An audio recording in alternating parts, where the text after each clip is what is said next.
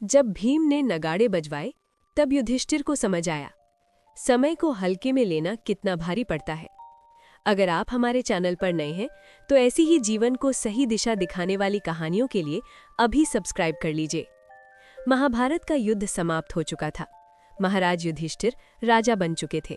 अपने चारों भाइयों के साथ मिलकर वे न्याय और धर्म के साथ राज्य का संचालन कर रहे थे। पांचों भाई सदैव प्रजा की भलाई में जुटे रहते थे। जो भी दीन दुखी फरियाद लेकर आता उसकी हर संभव सहायता की जाती थी।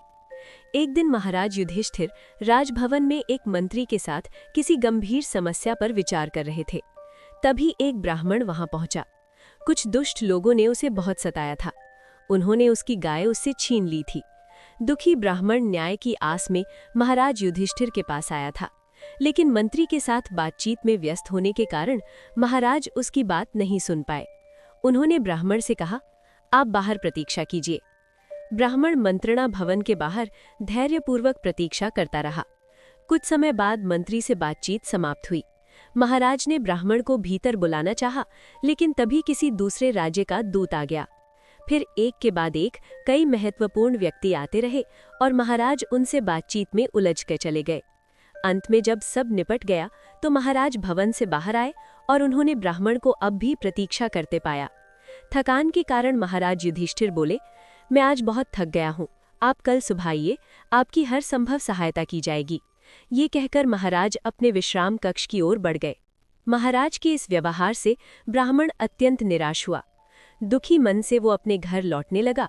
उसी समय उसकी भेंट महाराज युधिष्ठिर के छोटे भाई भीम से हो गई।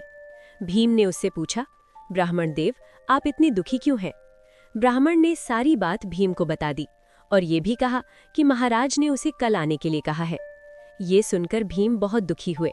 उन्हें महाराज युधिष्ठिर का ये व्यवहार अच्छा नहीं लगा।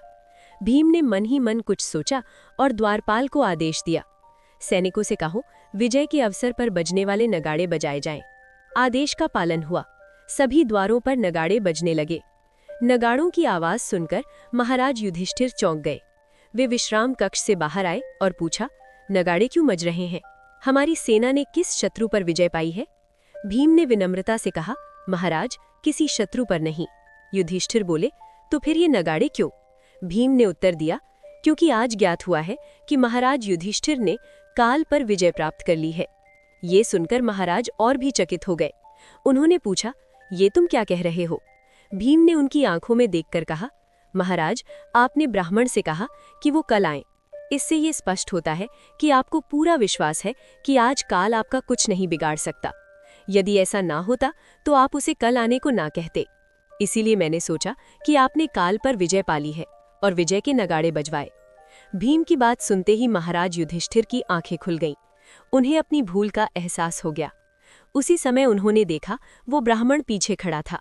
महाराज ने तुरंत उसकी समस्या सुनी और उसकी सहायता का समुचित प्रबंध कराया। इस कहानी से हमें ये शिक्षा मिलती है, समय और अवसर किसी की प्रतीक्षा नहीं करते, चाहे वो राजा ही क्यों ना हो। आज के काम को कल पर कभी नहीं छोड़ना चाहिए, क्योंकि कल ही काल का नाम है। जो करना है आज करें, इसी क्षण करें। अगर आपको ये कहानी पसंद आई हो तो लाइक करें, शेयर करें और चैनल को सब्सक्राइब जरूर करें।